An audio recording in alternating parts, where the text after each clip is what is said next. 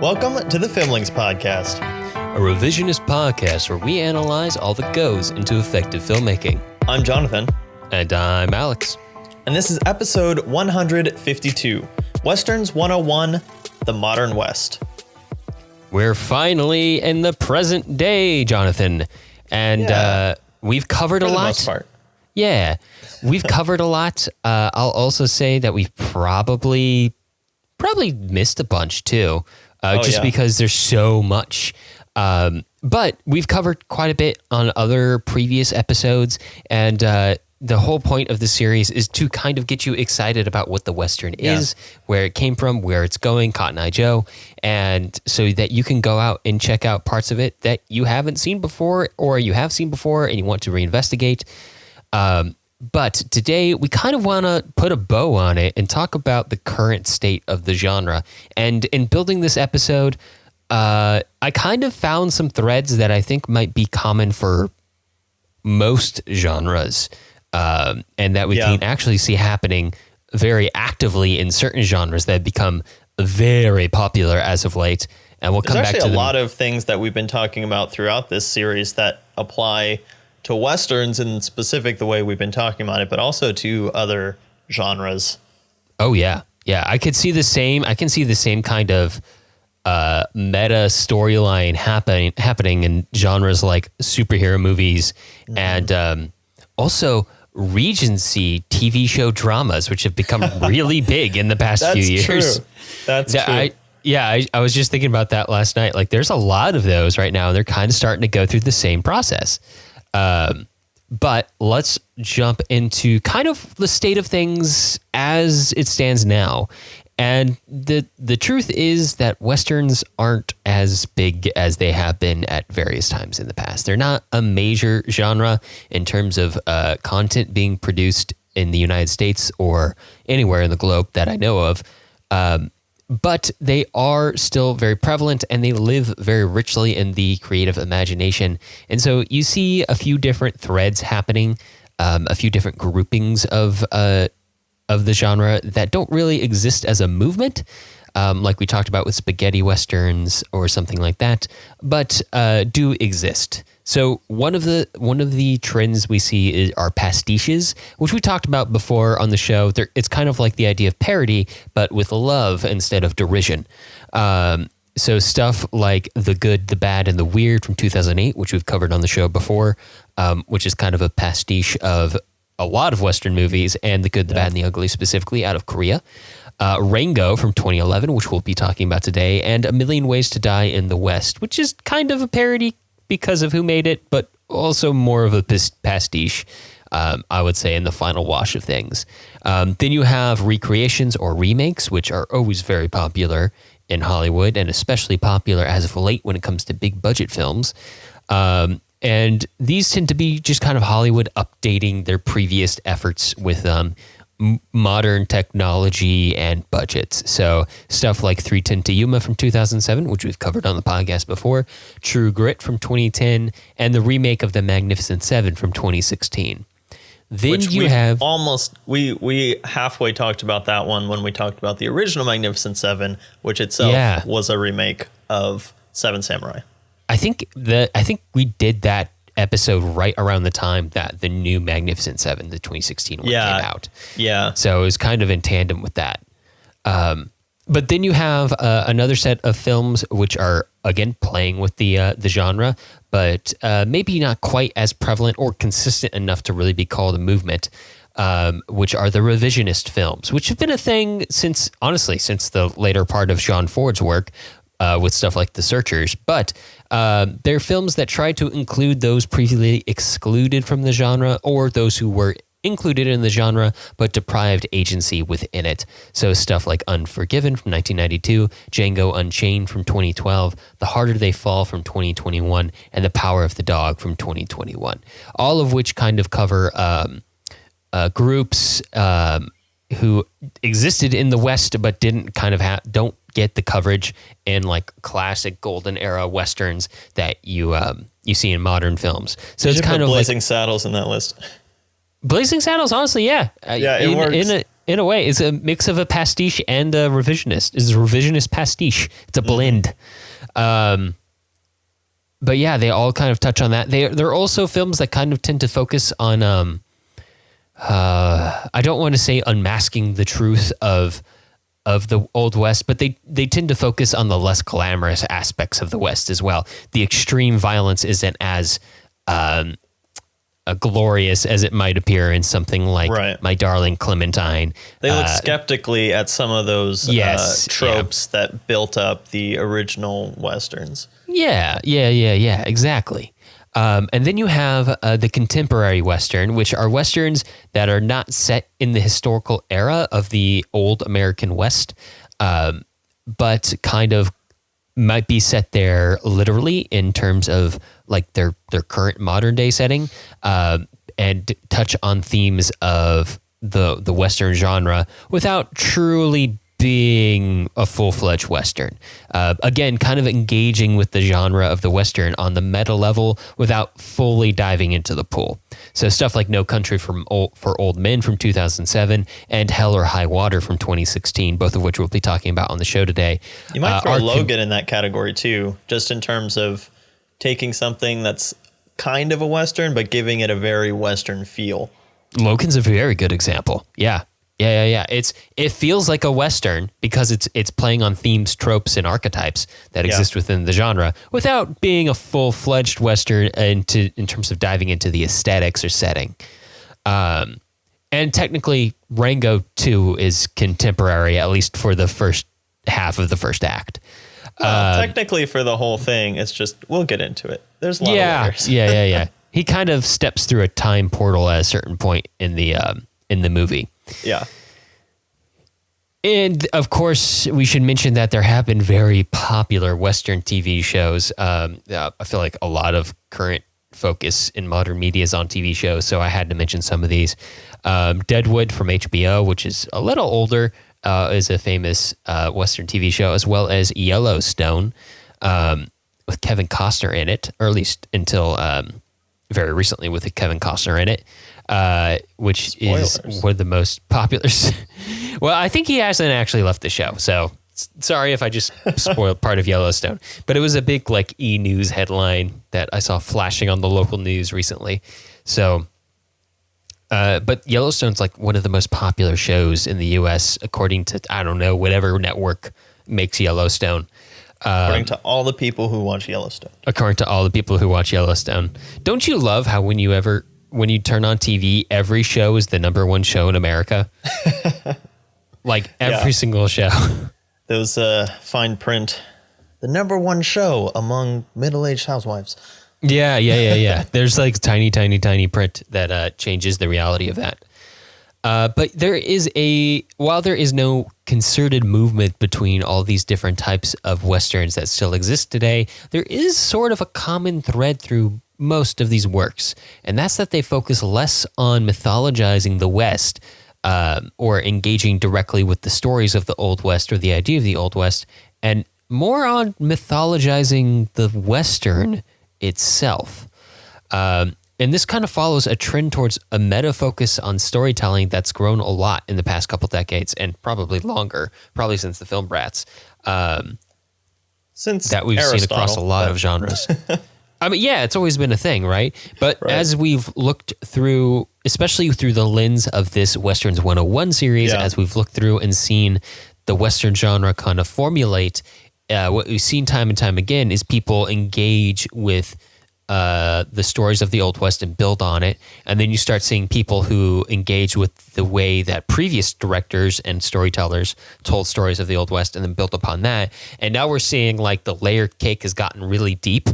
And people are almost, it's almost so deep that it's hard for people to engage with the original idea of the Old West anymore. And now it's more of like almost everything is engaging kind of with the idea of the Western genre as a whole, which is very different from what you saw like John Ford or even Kurosawa or Leone do in a very key way that feels less like building a genre and more like commentary on a genre, but still contributing to it by being a entry in that genre, which is fascinating.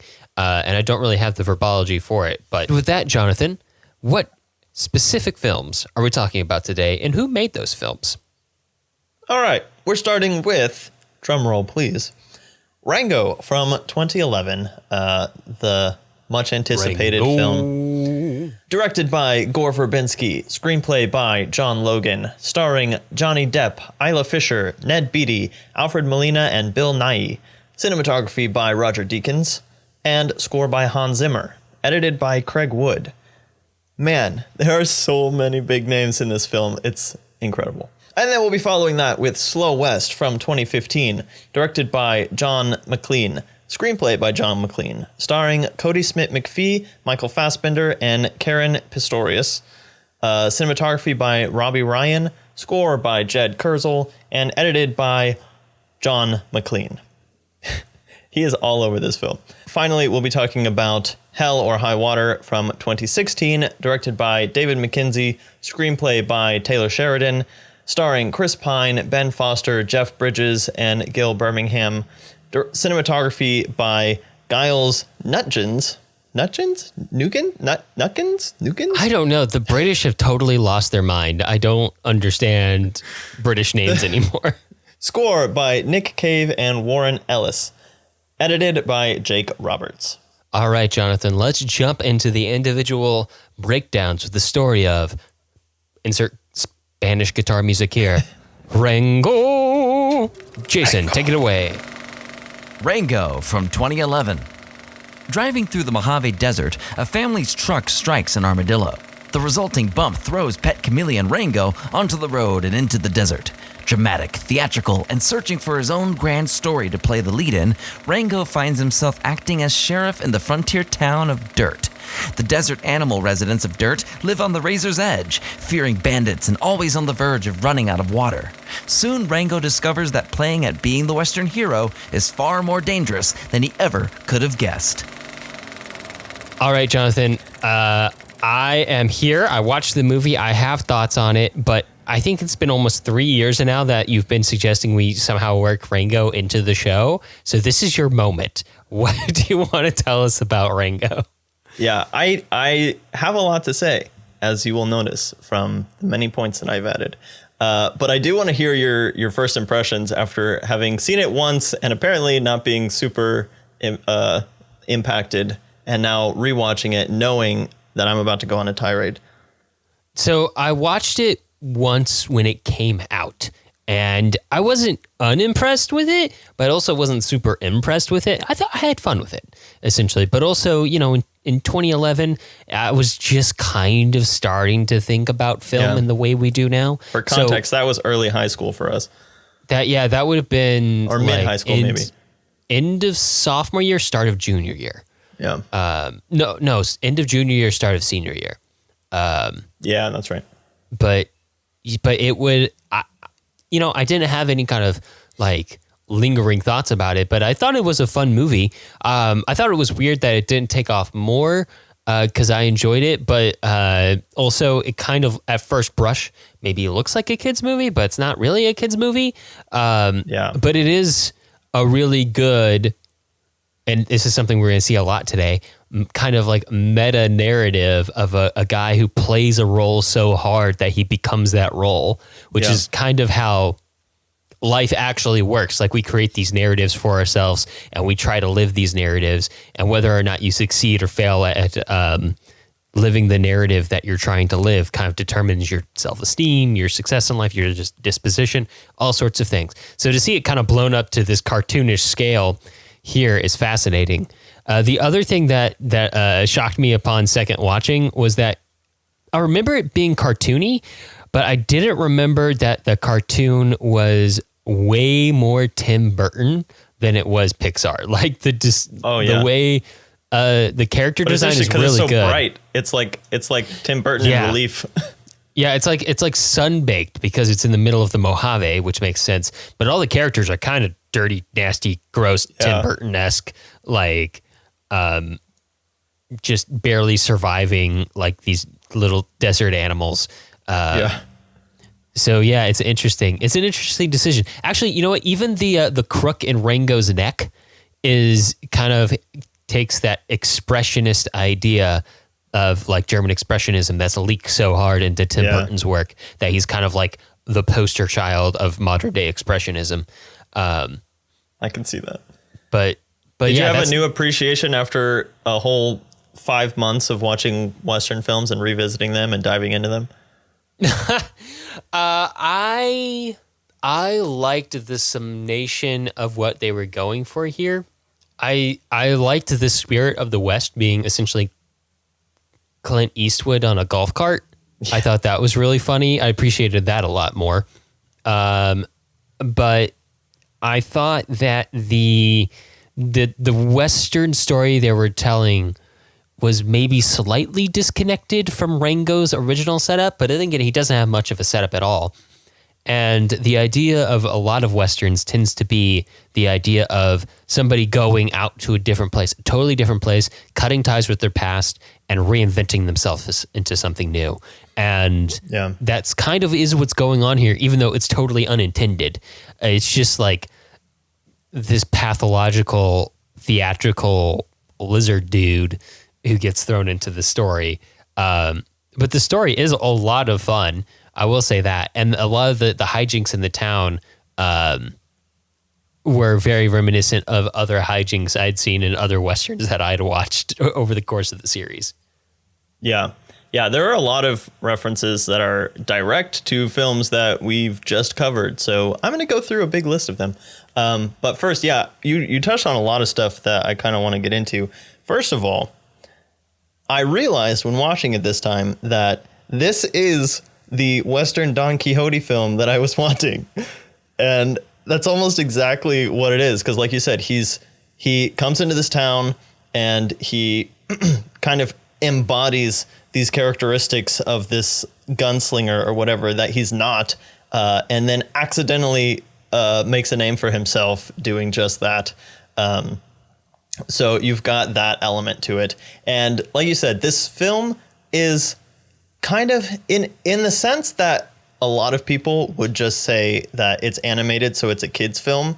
It's a kid's film, but I think it's less than 40% kids film and 60% or more adult film or just straight up film buff film. Because I can't see children really liking this movie. And your comparison to Tim Burton is a good one because all the character design, it's not cute. It's not, it's bright, but it's not colorful.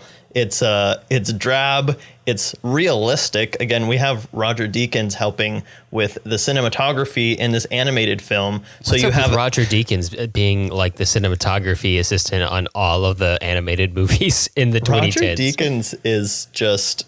He's everywhere. He's everywhere. But he's so good. He knows his stuff. Don't look behind you. Deakins is there. Deakins is there. You know why Roger Deakins doesn't smoke? Why? Because it would take him 6 hours to light it. As somebody who's worked on a show with an incredibly smoky aesthetic, ouch. Oh my gosh. It looks so good, but it's such a pain. I know. So but you have this aesthetic that's, like you said, it's sun bleached. The sky is overexposed, which is completely unnecessary in an animated film because you can control every single pixel of color. But everything looks like it was shot on a camera. The darks, I mean, it's all exaggerated, but it's all accurate. And yeah, the character design is kind of ugly and gritty. Anyway, I don't see kids liking this film very much, but I like it a lot because I get a lot of the references. Yeah, it kind of strikes me, and I think one of the things I recall is that it wasn't as popular as I thought it would be, because at the time, like animated, brightly colored movies were so popular, and they still are to a degree. Just look at the Super Mario Bros. Movie. But this strikes me as one of those movies that like the marketing department has no idea what to do with it, because in America, even up to this day, like most adults think that animation is for kids or is kids movies. Yeah. And especially a brightly colored animation like this, like most people would be like, oh, that's bright, that's fun, that's for kids, it's a lighthearted movie. And it is a lighthearted, fun movie. It's just not really for kids. Yeah. Maybe for like weird teenagers, which I was one, which is probably why I liked it. But yeah, it feels like it kind of fell into a dissonance gap between this is what studios know how to market, and this is not that, and we don't know what to do with it. But that kind of makes it cool, because that kind of like outsider filmmaking is always a little fascinating, especially when it's of a quality that's worth diving into. Also, not to mention that this film was produced by Paramount and Nickelodeon. Like, this film is the most weird diamond in the rough kind of a thing. But anyway, so I think the thing that originally got me about this film is there's one scene in particular that I really loved, but I went into it expecting it to be really dumb and just not expecting to like it. And then I started laughing through the whole thing. And the writing is so good. Like, it's almost screwball level of just wit that's just so fast. And it uses vocabulary that's huge, that if you don't even like, that's another thing, that kids do not have the vocabulary to understand all the jokes in this film. Because Johnny Depp is just rattling off these lines that are so almost nonsensical, but hilarious if you understand the kind of tongue twisters that are going on there. So there's all these layers, and then you have all the references that go into making this a great Western film. So I'm going to go through some of the stuff that we've been talking about that kind of goes into, and they somehow compile it all into this actually decent Western storyline, which also I saw one reviewer compared it to Chinatown, which I can kind of see that too. So it's got this mystery element, it's got this Western element, it's got this meta element, and it's set in the present day technically. So it's got all of these things going on. But you'll see like Rango's costuming throughout the film goes from his little Hawaiian shirt, which is basically his Don Quixote phase, and then he becomes the sheriff accidentally, and he's got his sheriff outfit, which is very reminiscent of a Wyatt Earp type costume, because now suddenly he's the guy who rolls into town and solves a problem, and has to stand up for everyone. And then by the end, when he gets run out of town, he doesn't know who he is anymore, goes to see the Spirit of the West, which, as you said, is a direct reference to Clint Eastwood, and then comes back in the poncho with the hat, with the dusty scene, like literally does the Fistful of Dollars Yojimbo shot, because you gotta. So you've got all that going on just in the costuming department. And then the overall plot line is about this super rich mayor who happens to be crippled in a wheelchair, and he is trying to progress the town at all costs, which is depriving the town of water in this case. And he has the hired gun who is way too powerful for him and ends up turning on him, which is almost the exact subplot of Once Upon a Time in the West, with the crippled guy in the train who's trying to progress the railroad station and crush anyone who gets in his way. Are you saying that Rattlesnake Jake is Henry Fonda? I am. I'm saying both Rango and Rattlesnake Jake are Henry Fonda. Dang! And then we have the sequence. This was the sequence that got me in the film, when Rango is in the bar and the Gila monster guy comes in, and Rango takes his cigar and eats it as a show of bravado, and then chokes on the lit cigar, drinks the quote-unquote cactus juice, whiskey or whatever it is, and then burps fire into the guy's face, and then to wipe it off ends up slapping him with the rag, and just goes through this whole slapstick bit. But it's like a super overblown version of in For a Few Dollars More, when Lee Van Cleef goes up to the hunchback and steals his cigarette to light his own cigarette and then sticks it back in his mouth. And then for the rest of the film, they call him the smoker, and he's so offended by that one moment. And the Gila monster guy comes in with guns blazing with a group of cronies, and he's running out this other character who hasn't been paying rent on his land. And that's a very Liberty Valance kind of a thing, as a hired gun bully. We already talked about Spirit of the West. I wish Clint Eastwood had actually gotten to voice that, but they got really close with the imitation. And then the family of moles that steals or tries to steal the water is very much like the Clantons in My Darling Clementine. This backwoods family, the dad is abusive, has a ton of kids, and then ends up being a ton of kids. And then they go to get the water from them, and they put on this whole thespian act, which I remembered that in My Darling Clementine, there was this whole random sequence with the Shakespearean actor that the Clantons kidnapped so that he could do his monologues just for them. So that all, I mean, there's so many little things in this thing that seem super ridiculous, but almost all of them have some kind of history in the genre. And then even the Don Quixote aspect is basically hearkening back to the Don Knotts film, which we didn't talk about, but Shakiest Gun in the West. But he comes into town, he's like a dentist or something, and ends up accidentally fooling people into thinking he's a crack shot, and he starts blustering about all of his exploits at the bar and all that stuff. And then obviously they reference Django with the name. I'm assuming the original Django. I actually don't know. Did Tarantino's Django come out after this or before this? Let's see. I think it was the year after, actually. I think Django's 2012. But yeah, so that's a reference to the original. Yeah, the original Django series was a huge series too. There were a lot of films in it. Yeah. And then there's some other references that aren't Western references, but they have the Die Valkyrie scene where all the moles are riding on bats and they're dive bombing, like the helicopter scene in Apocalypse Now. And then there's a Fear and Loathing in Las Vegas reference when he falls out of the car. He literally lands in the car. He lands in the car, which is funny because that's a Johnny Depp movie. So there's just all these little things, and none of them are for kids. Kids don't get any of that stuff.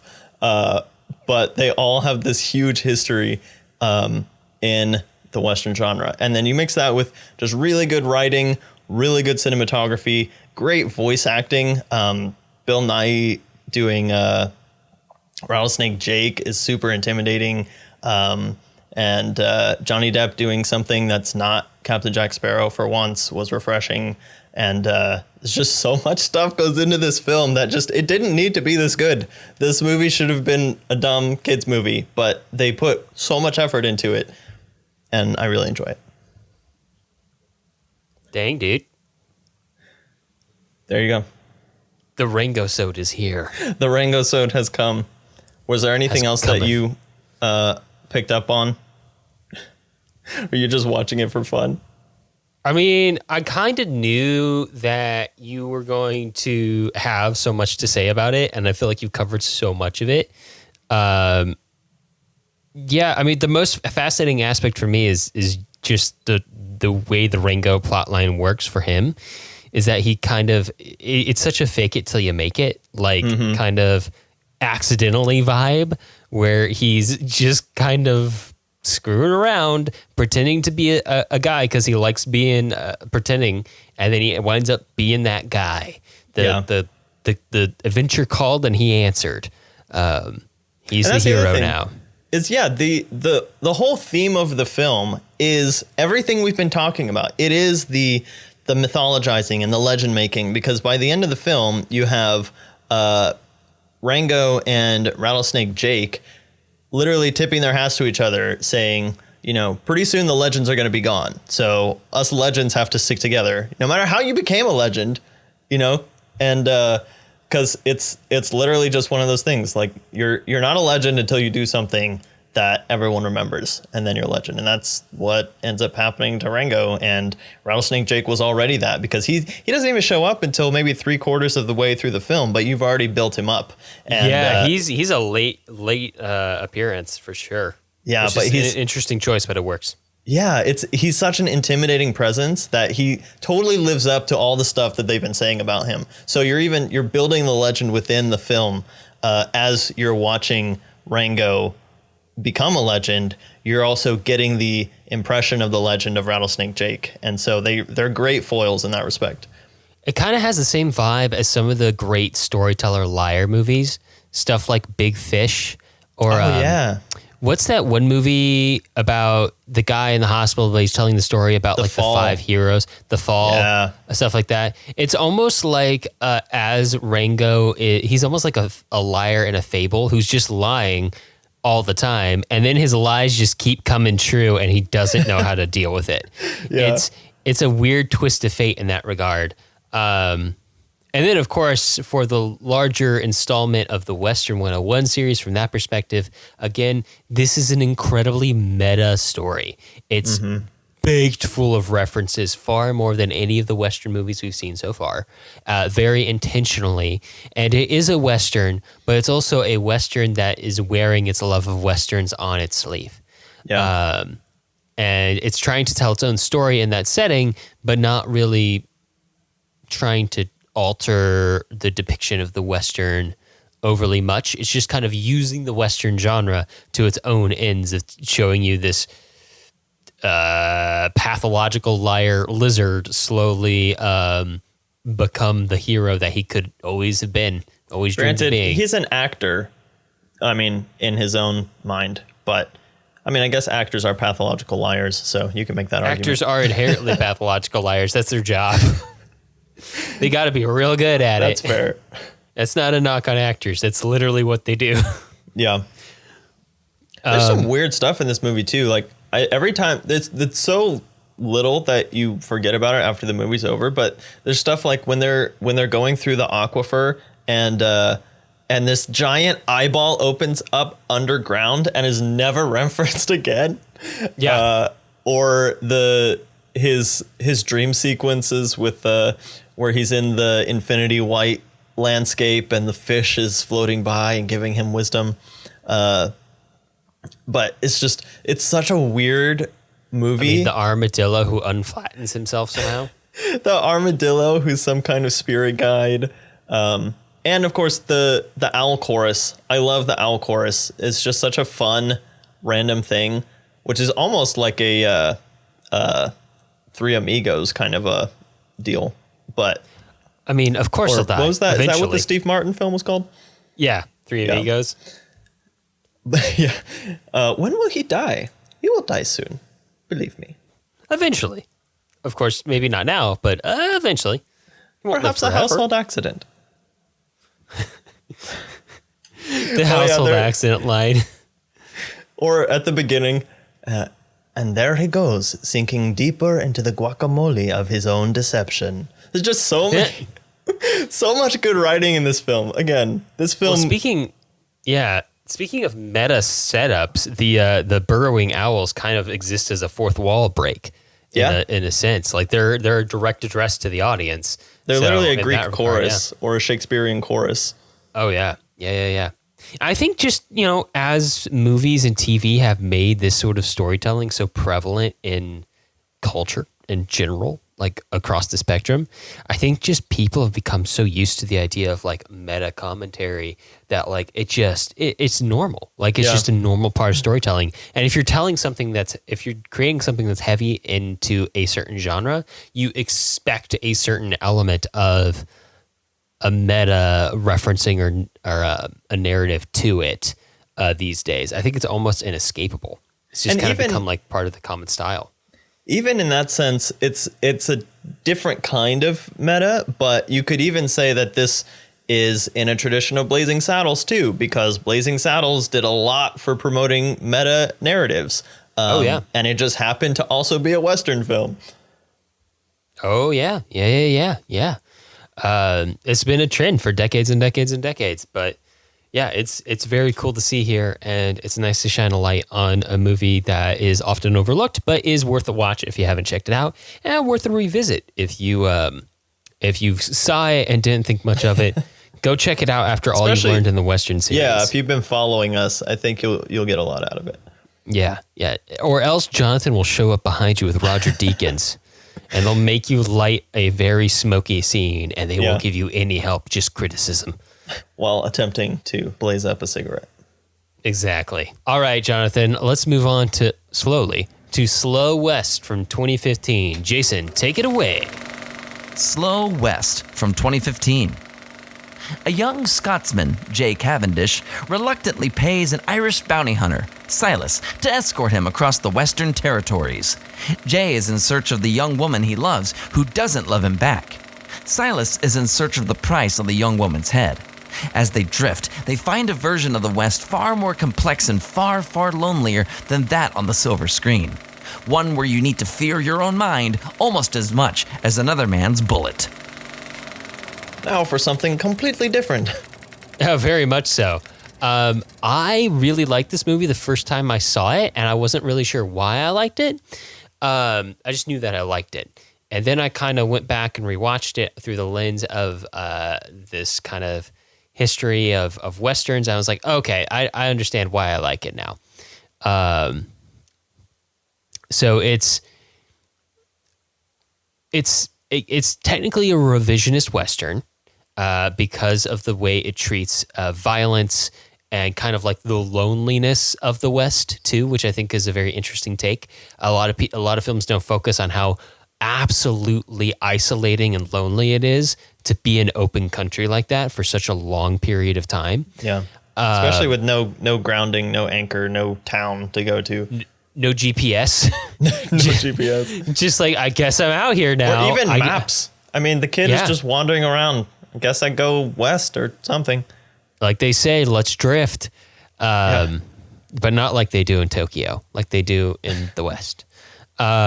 But yeah, there's a lot in this movie that harkens back to classic Westerns, while it's also kind of telling like this revisionist narrative that's like, hey, violence is terrible, and the West was full of wanton violence and people who couldn't be trusted and people who were maybe going a little crazy from being isolated for such a long period of time, because isolation isn't good for the human brain, and all these different groups that were bumping into each other that you'd see in a John Ford film, but maybe didn't get as much agency as they did in this film.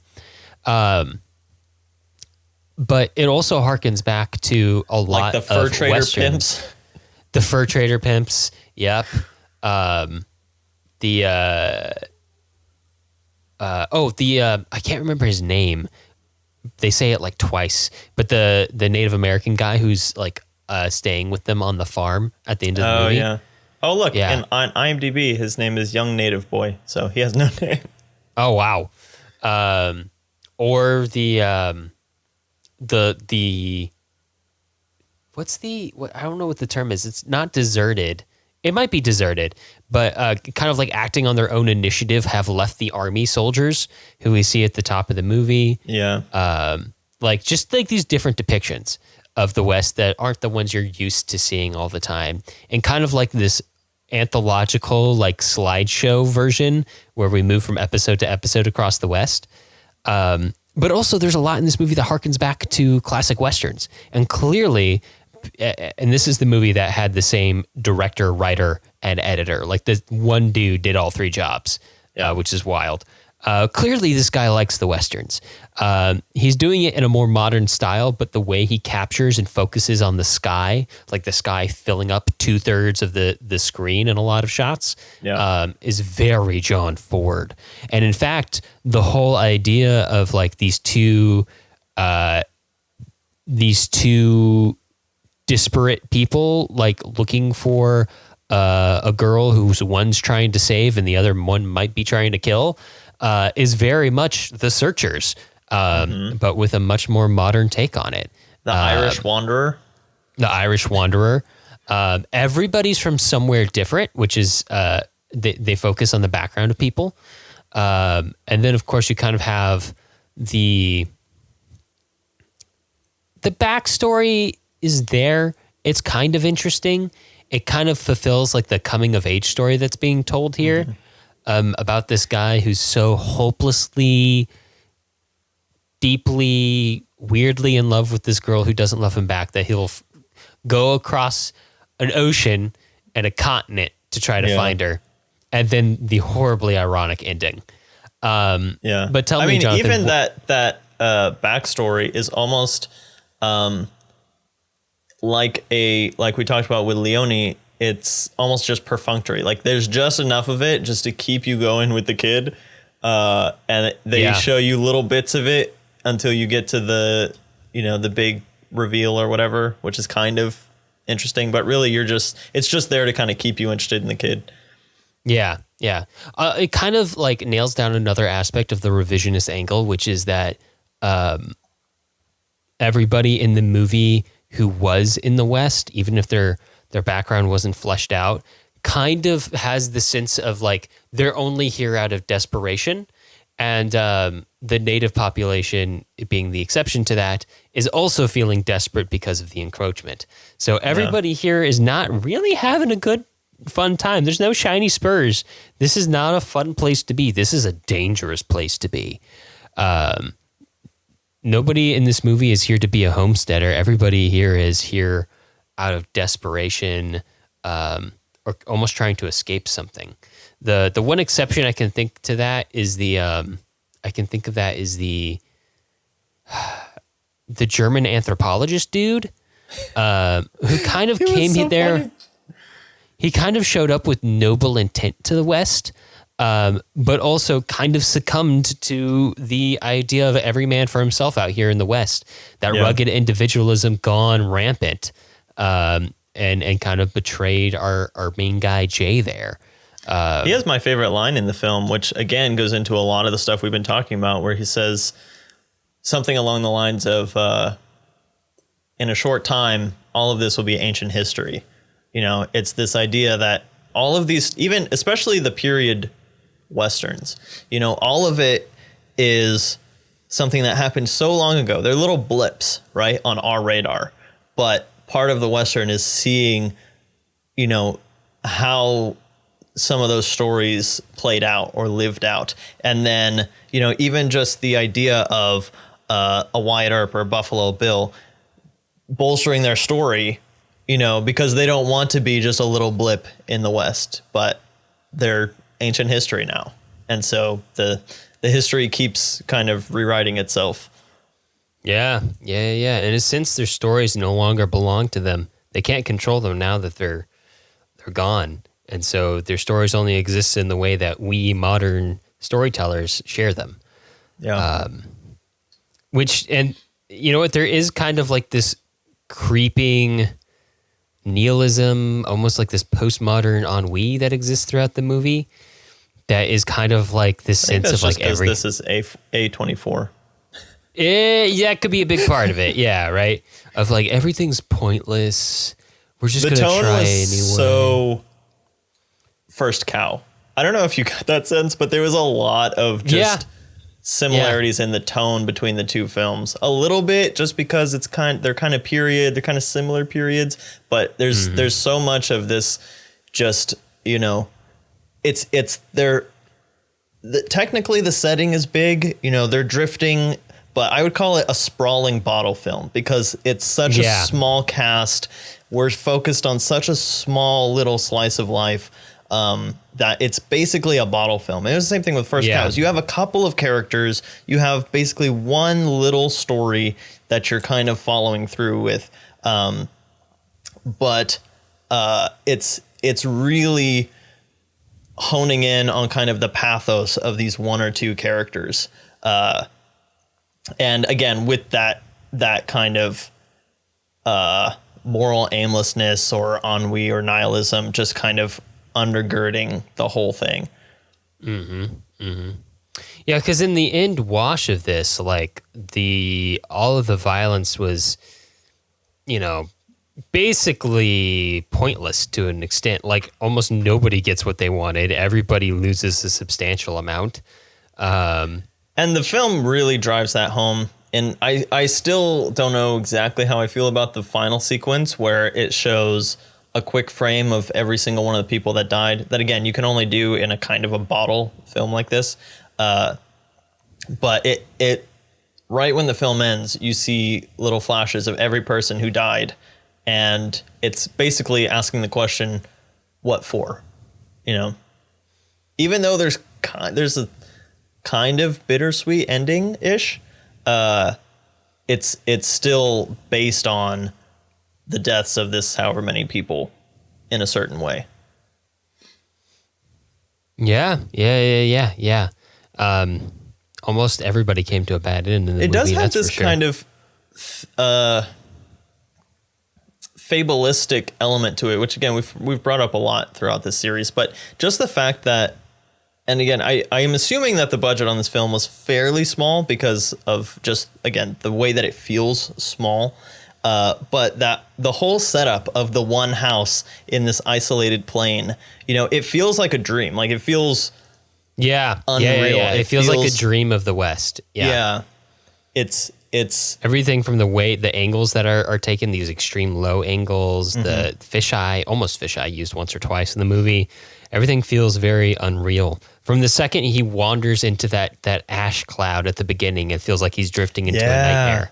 He's kind of like descending. It's, what it's got vibes of? It's got vibes of an Odyssey, just on a much smaller scale, where he's drifting from monster to monster or person to person, on this essentially hopeless quest. Like, I don't know what he was hoping to do when he got out there. Like, he led the people to the farm that his crush was staying at. Like, oh man, I really don't understand the effort he was putting in there. But I guess that's a lot of human effort, is kind of, we do it, but there was no real reason or effective possibility behind it. There is a legitimateness, there is a legitimate angle to some of the nihilism you see in the film. But also it's just kind of like a really depressing take on the idea of all these archetypes, because there's all these old Western archetypes here, but they're all inverted.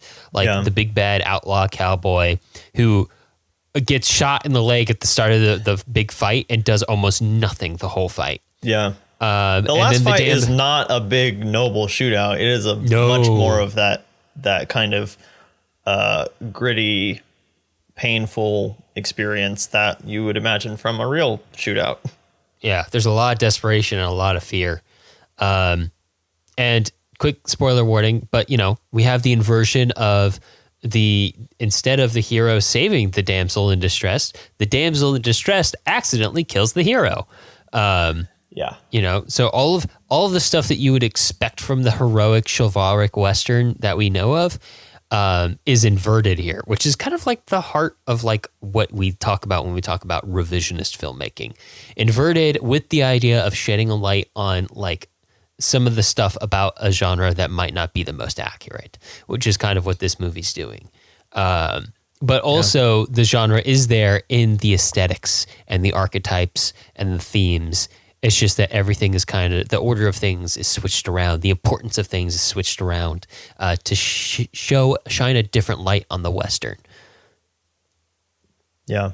I'm still thinking about this as and reasons for this will be made clear at the end of this episode, but I'm still thinking about this as kind of a little Western fairy tale.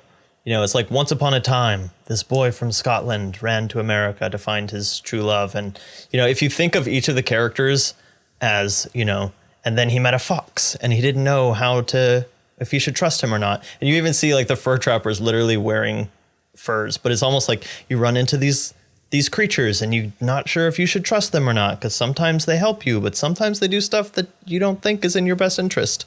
So it's interesting. And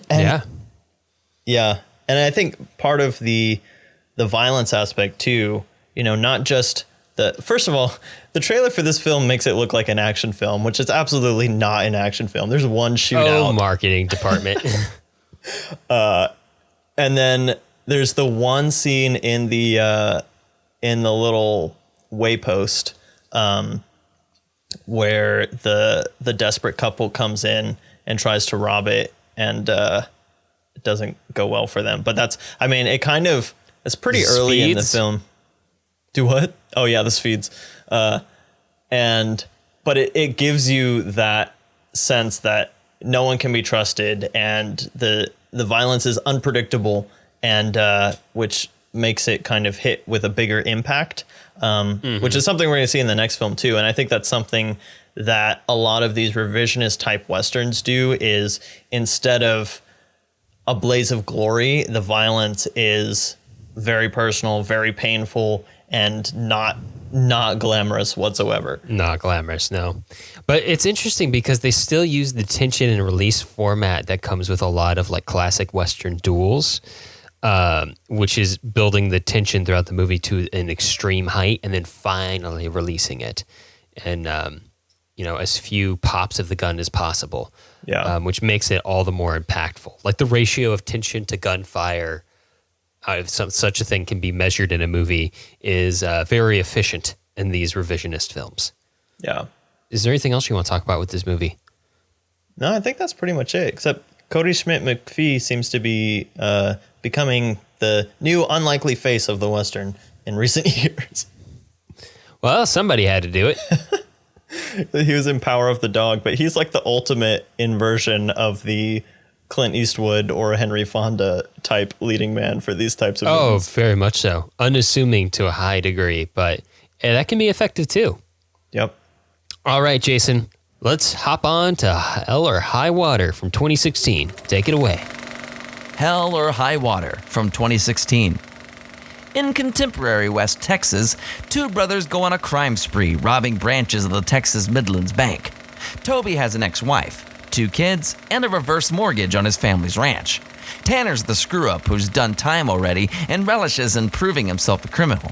Meanwhile, 2 Texas Rangers are on the brothers' tail. Marcus is putting off his retirement as long as he can. His partner Alberto can't wait for him to retire. These days, when the banks own everything and ranching is dying, one would think the role of fearless outlaw would be long gone. After all, the Wild West is long gone, right? All right, Jonathan, I've seen this movie before. I'm not sure if you have. I hadn't. It'd been on my list for a while. So what was your first impressions of it? Did you enjoy it? Because I find this movie to be very good. Yeah, there's a lot to chew on with it, and especially in light of the stuff we've been talking about. It's very, very similar to No Country for Old Men, which I think you kind of can't talk about this film without talking about that one. Yeah, they're kind of like the two big set in West Texas, contemporarily set Westerns. Yeah. About outlaws. The other one you kind of put in that category, you could, although it's a little different, is Sicario, which I think was written by the same person who wrote Hell or High Water. And I think I was reading somewhere that there's 3 films that kind of go into this kind of gritty modern West type of film. Sicario is a little different though, because it's a little more military in its setting and stuff like that. But yeah, Hell or High Water is it takes a lot of time to think about, chew on, and then spit back out the Western genre. Like it takes the Western as dip and squeezes the juice out of it, which is a really gross way to put it, but it's also kind of gives you the feeling at the end of this movie.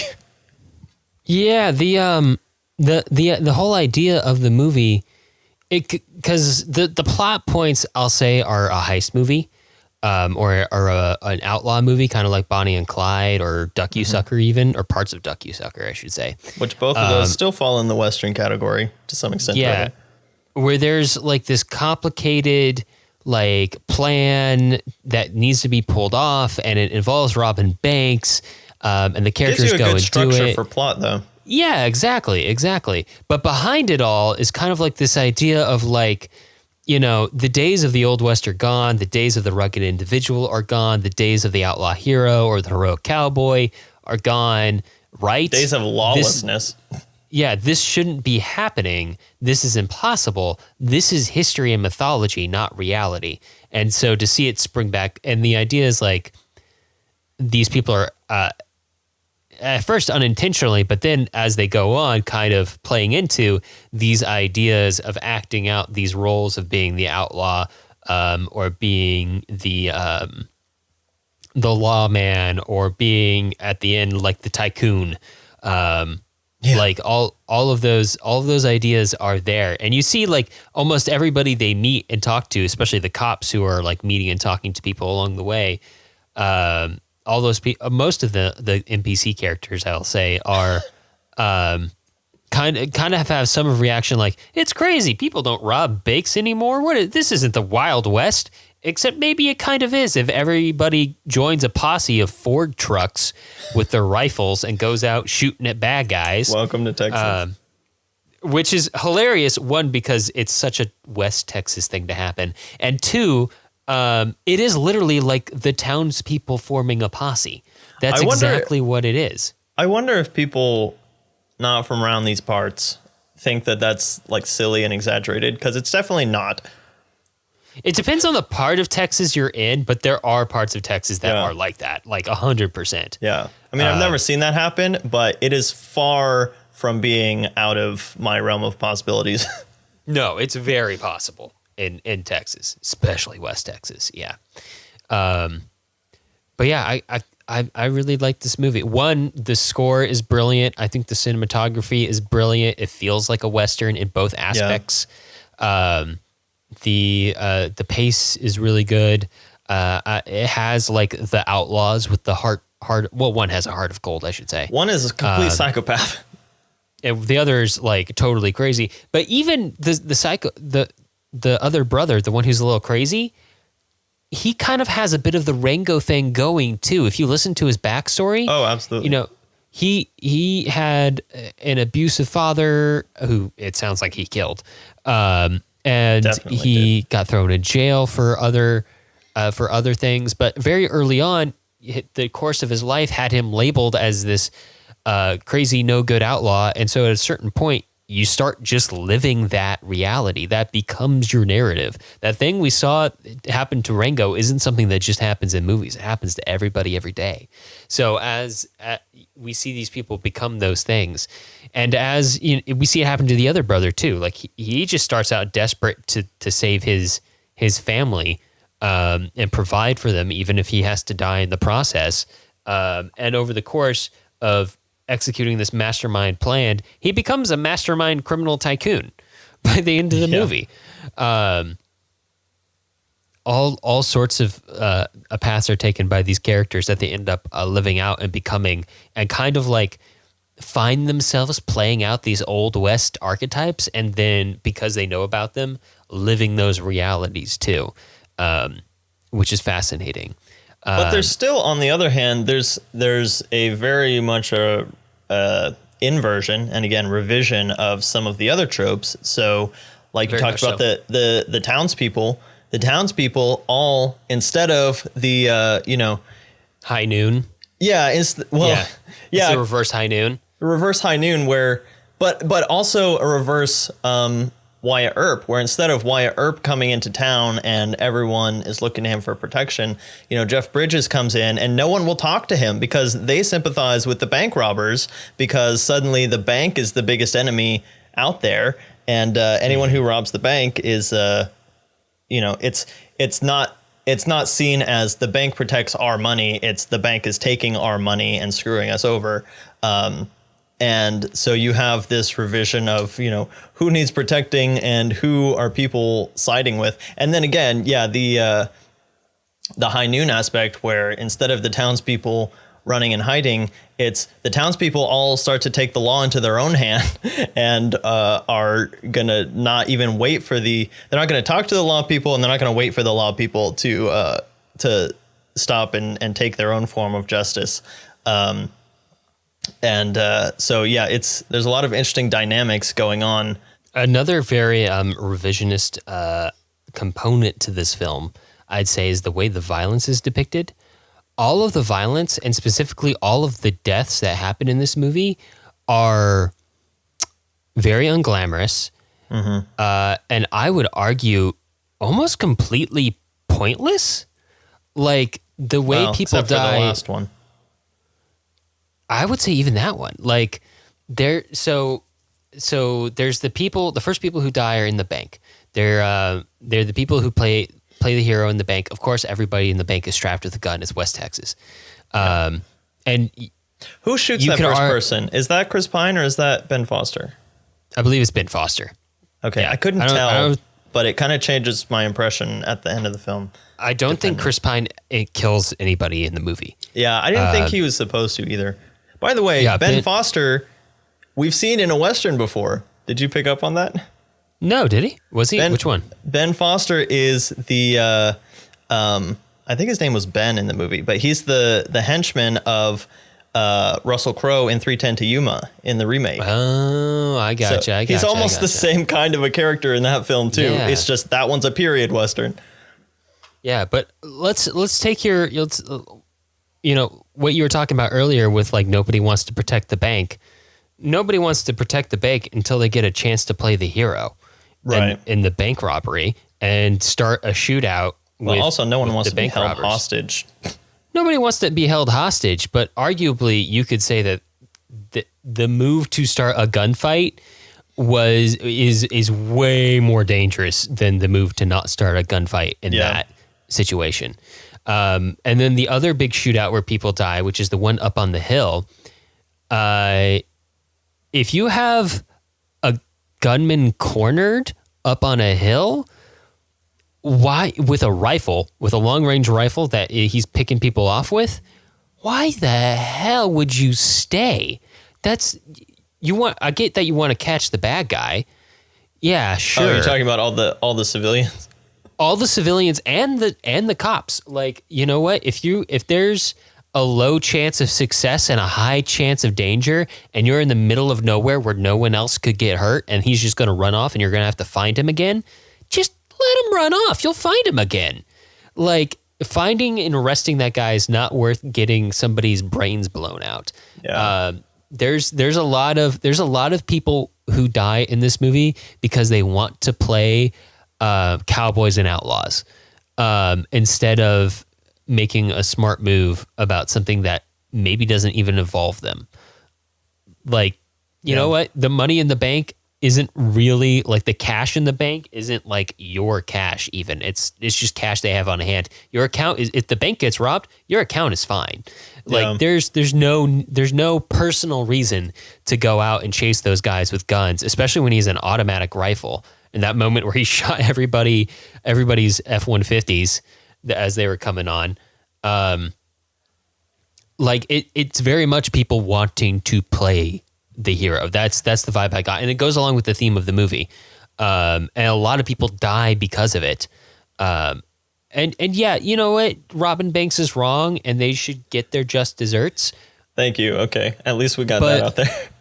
But also, like, there's a smarter way to go about it that is more about catching the criminal and less about playing the hero. And a lot of people make that dumb choice, and I think they make that dumb choice because they're trying to play a certain way. And granted, I mean, in terms of Jeff Bridges' character, he was kind of just going along doing his job until his partner gets killed, and then it becomes personal, and then he takes the gun, and takes it into his own hand. I mean, granted, he had the rights in that situation, but although I did think it was playing the hero. Although I did think even that moment, like, to look back at the narrative from My Darling Clementine, where a big part of the reason they're so mad about their brother getting killed is that their brother got killed by being shot in the back, or shot from behind, and that's exactly how Jeff Bridges takes this guy out. Which is ostensibly the smarter way to do it, but the smarter way to do it does not involve playing the romantic hero. So we have another kind of like revisionist aspect to the violence in that situation there. Yeah. I mean, that's a rough situation, though, when you have an active shooter. So I don't know what the technical legal protocols are for that in terms of letting an active shooter go. I think the Jeff Bridges move was probably the smarter move. No idea what the protocol is, but it's also the less heroic move. Yeah. And I think that's a dynamic you see there, is that the less heroic thing throughout the movie is normally the smarter thing to do. Well, it's also, I mean, it's not the same kind of it's not a standoff, right? I mean, it's one guy with the huge advantage. Oh yeah. Which is why I was saying that it was incredibly foolish to engage with a sniper on a hill who has a lot of ammo and you can't see him, and he's got all of you pinned down behind trucks. That was incredibly foolish. Yeah, the only other way to do it in so that it's not some kind of a shoot him in the back situation would be to do, which is completely not this kind of film at all, but it's interesting to bring up because we're watching this progression. But it would be to do the Yojimbo fistful of dollars thing. 'Cause the whole point of Yojimbo is that the Tatsuya Nakadai's character gets a gun and he has a huge advantage, and so then Yojimbo or Sanjuro just has to be better. He just has to be faster with his sword than the gun. So the way to do it would be Jeff Bridges just has to be the best shot in the whole world, and somehow he's able to shoot the sniper before he gets shot. But that's not what kind of movie this is. No. Yeah. This is about like a resurgence of the Western in desperate times. Yeah. An old mythology coming back to life. But there's a possibility that this film involves a standoff. But the way that they handle it is so good. It's so good. It's like a chess match standoff, where at the end Chris Pine and Jeff Bridges are having this conversation, and they can't have their shootout right then and there, but they literally have this conversation. You come down to my ranch, maybe I'll give you some peace. Maybe I'll give you some peace. And we all know what they're talking about, and then the movie's over. Mm-hmm. So we don't see it, but we get to imagine that there was this grand duel. But even that, because that's an inversion of just the whole structure of Westerns, right? Because Westerns, if you're thinking of a Western just in general as a trope, you're thinking of a story that leads up to a gunfight. And so completely leaving that showdown out of the film is a complete inversion of just what a Western is. Yeah. Oh, I like that they left it out of the film because all of the death and violence up to that point was unglamorous, very intentionally. And so the what we see there at the end is the idea of this duel is the most noble sounding thing we've heard over the course of the film in comparison to anything else. Much like how duels in our imagination and in Western films are so noble or heroic. But if we had seen it in reality, probably wouldn't have been that noble or heroic. It just would have been abrupt violence yet again, and somebody dying for maybe not necessary reasons. Which is kind of like one of the points about the meta commentary of the Western in this film is like the idea of the Western, the idea of being noble outlaws or the idea of being heroic lawman sounds really good, sounds really noble in our imaginations and on the silver screen, but in reality, it's not so. So I think that's kind of where it lands there. You know what film handles that better than any other, in my opinion? Which Rango? No, it's not a Western, but it's relevant because we've already tied the two together. But it's Rashomon.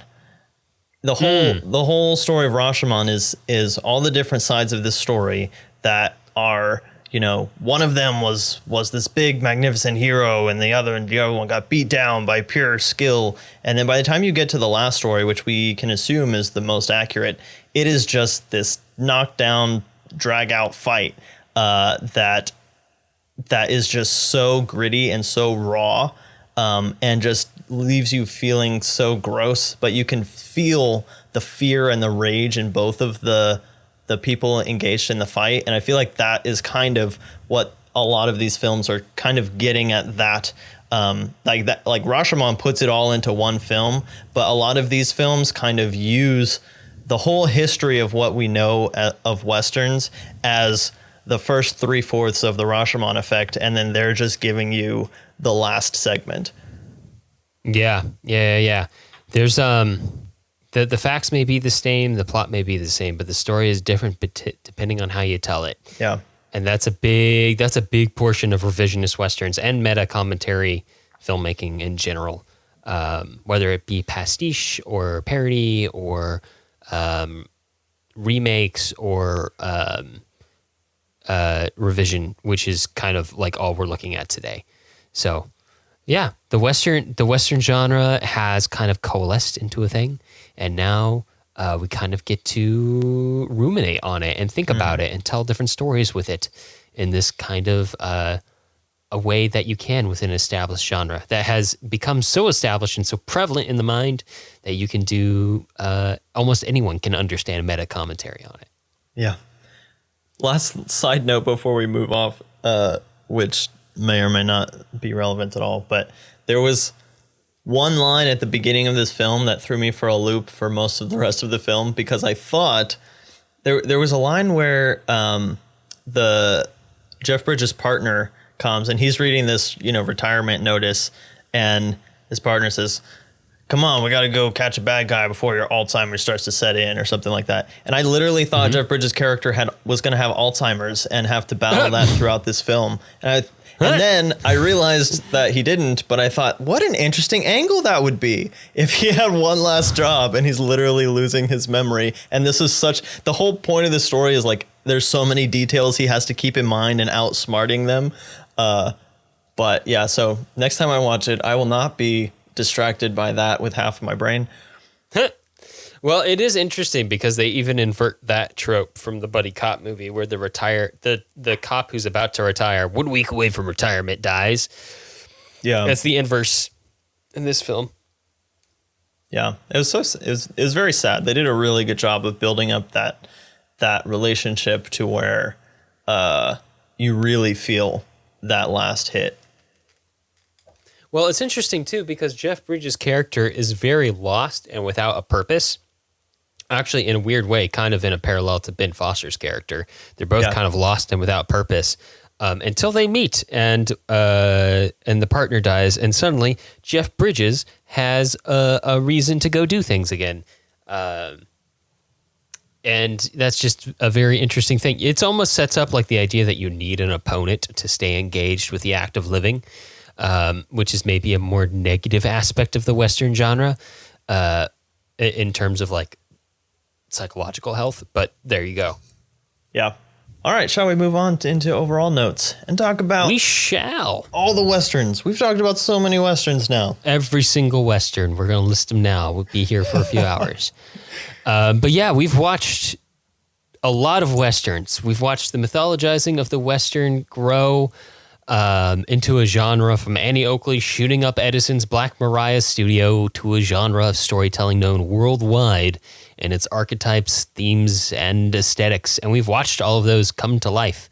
But I think it's really interesting because there's been so many entries in the genre, and the genre is so wide at this point that you kind of have to say that the Western isn't anything too specific. It is a spectrum of possibilities. You don't need to check all of the established... of a Western now. Yeah, and it's interesting how that idea takes shape because it's not that solid. You don't need to check all of the established boxes.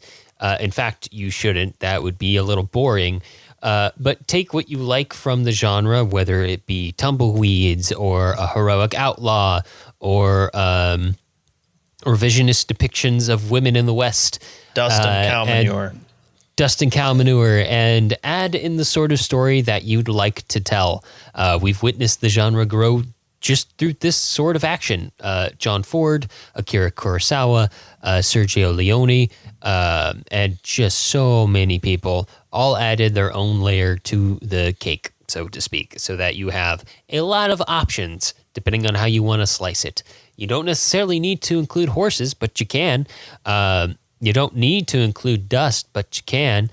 There's a lot of ways to create a Western, and as long as you have enough pieces of the genre in play, enough themes or archetypes or aesthetics, you've kind of created a Western. You do need a hat, though, or a top knot. You know what? I bet you could do it without that, but it's better with it. It's much better with it. It's much better with it. Yeah, but you know what? That all goes to say that at this point, maybe all of the Western stories have been told. I mean, the only way to tell a new one might even be to set it outside of 1860 to 1910, like we saw in Hell or High Water. After all, Hollywood makes plenty of remakes, and most of the most famous stories, whether they be about Wyatt Earp or the weird lawless town of Deadwood, have already been told somewhere, somehow by Hollywood. And many of the other plot lines and archetypes are retellings as well. But also, maybe the mythologizing of the West has become so culturally prevalent that it's just inescapable. Any artist who is to create within the Western genre arena must then default to be, in part, telling a story with some level of meta commentary, some story that's come before, but with their own twist on it. But also, maybe at this point in the story of filmmaking, that's just film in total. Ever since the film brats started studying films that they grew up with, whenever anyone makes a film, they're in part writing a love letter or a hate letter, as the case may be, to the films that came before and inspired them to take up the camera in their own right.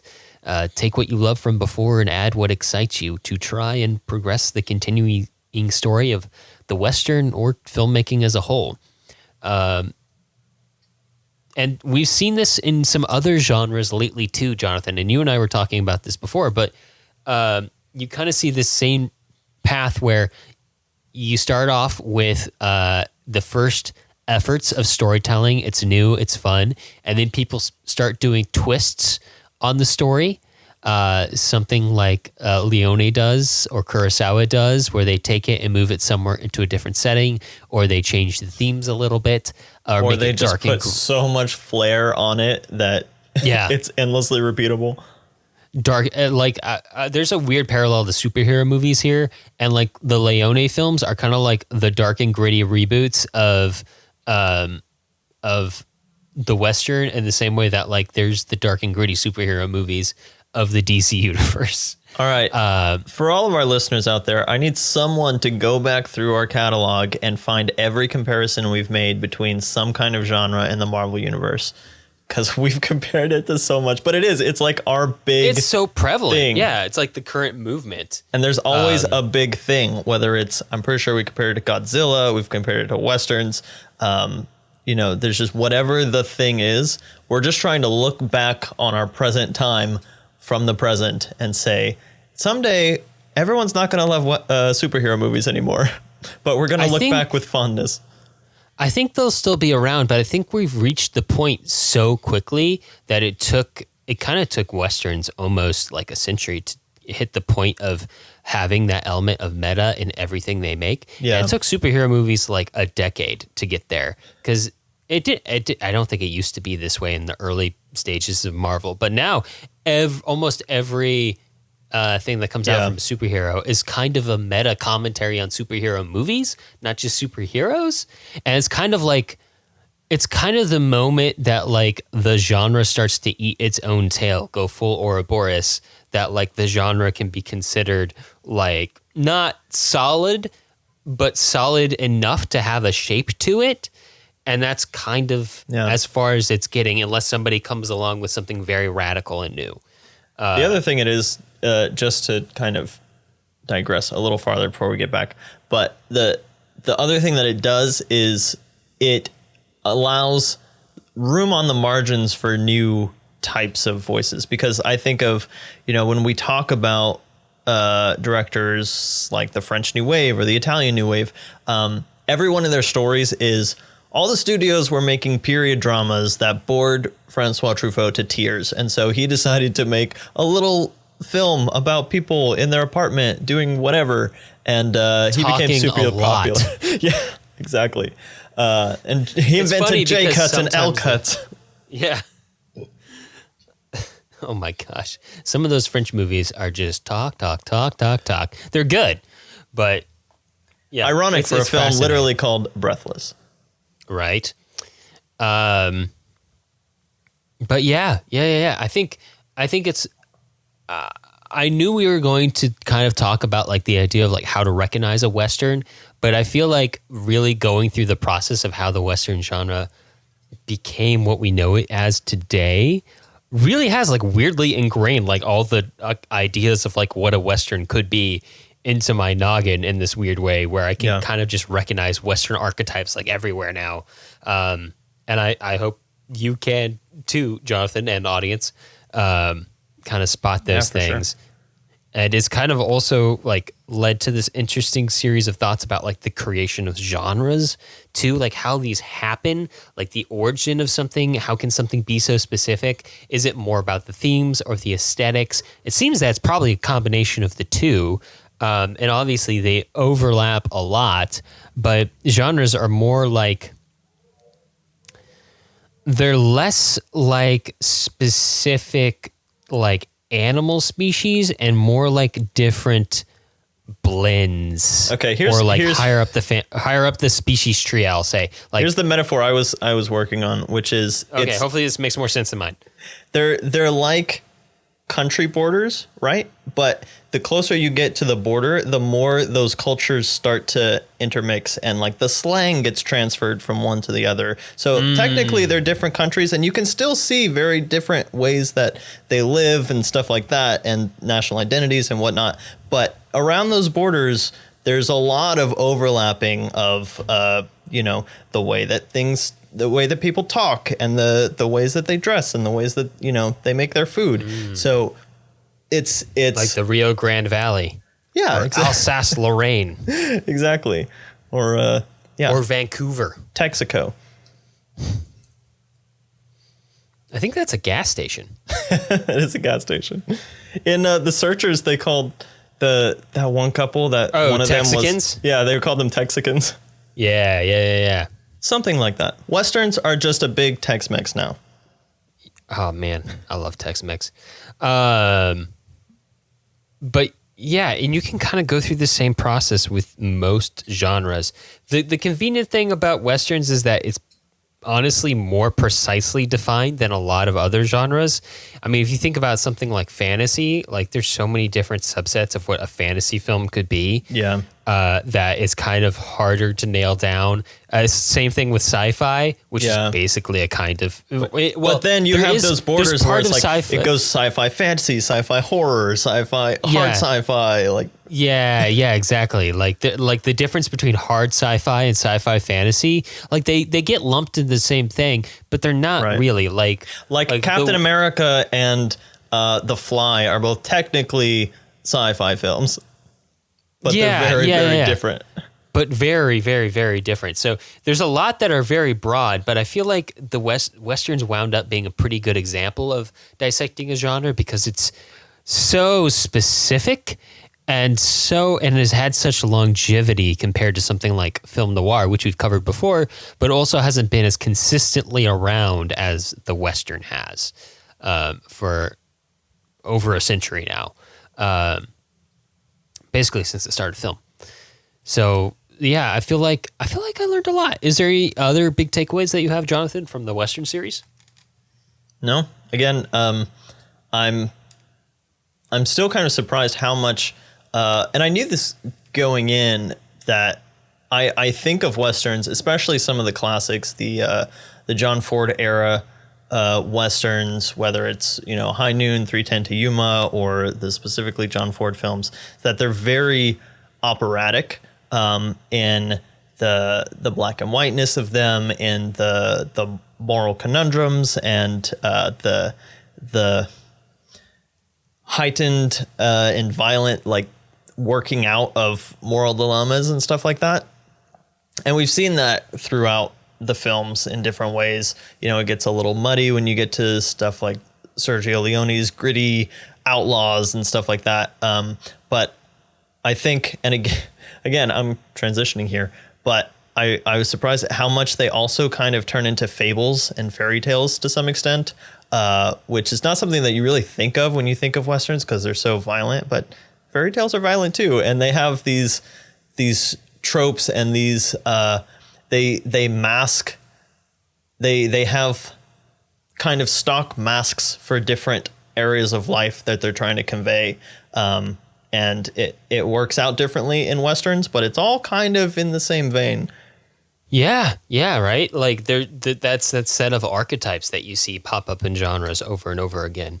Kind of like oh my gosh, what's the thing? Is it the Commedia dell'arte that has like the specific characters? Yeah, it's almost like a European version of Kabuki. Yeah. Where you have like the certain set of characters with different masks that they use to play, or different costume setups that you see. You have the white hat cowboy, the black hat cowboy, the outlaw, the sheriff, the town drunk, from everything. The courtesan. Yeah. All sorts of possibilities that you just become so familiar with because you've seen it so many times. And it's a unique part of culture that something can be so visually prevalent that everybody can recognize these characters almost offhand. That's very unique to kind of like film culture in general, and TV culture now. But yeah, it's fascinating stuff, and you can kind of take what we've covered and learned here and apply it to a lot of different genres. Like I was saying, it might be quite a bigger endeavor because other genres are less specific than Westerns, but it's definitely possible for quite a few of them. Yeah. All right, Jonathan. Well, what's coming up next time on the podcast?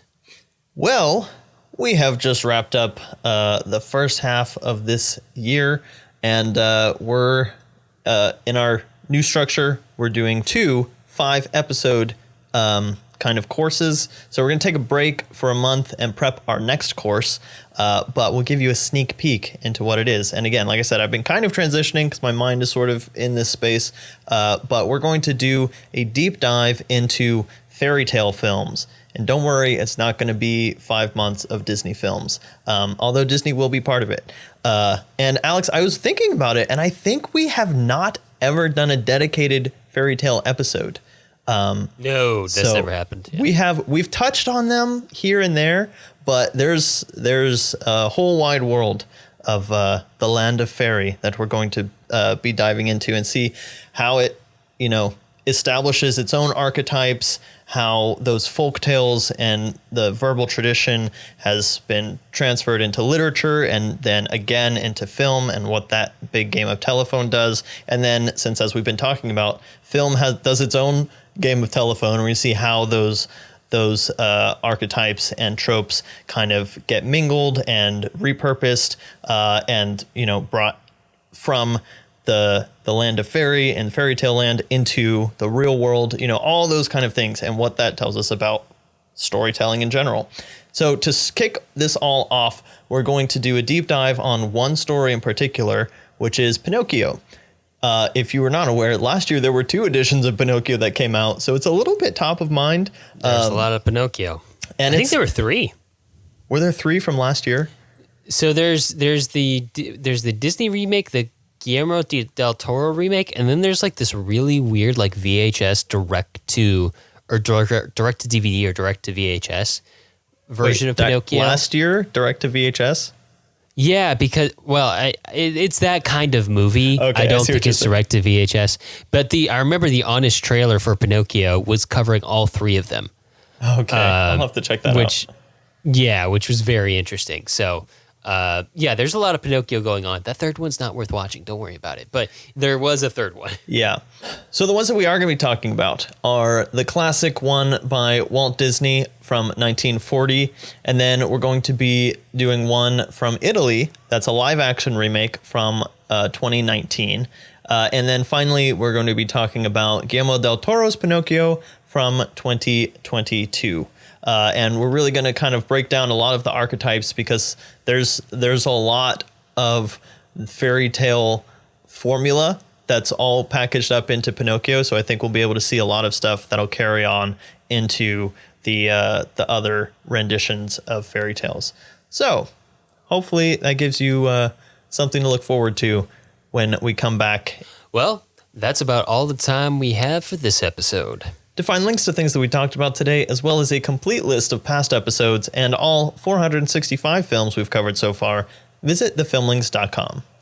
You can also join us for ongoing film discussions on our Discord server. Stay tuned in there, especially over the Fairy Tales episode, because I'm going to try and do some discussion on some of the source material, because you can find a lot of fairy tale source material for free. But also, to stay posted about upcoming episodes, you can follow us on Twitter at The Filmlings. Summaries from this episode were recorded by me, Blue Jay. You can find me on Twitter at TheBlueJay1994. If you like this show, let us know. Leave us a review on iTunes so other people will know what we're all about. We definitely appreciate it. Talk to you next time. All right, see ya.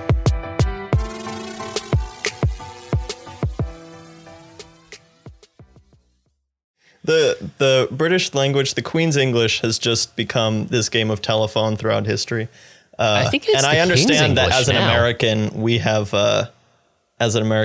completely derailed that game of telephone. But you know what's really fun? I should send you. I might have sent you some of these. This is totally off topic, but there's this guy who runs a YouTube channel called Lost in the Pond. He's a British expat who lives in America, and he traces the origin I think I've heard of that.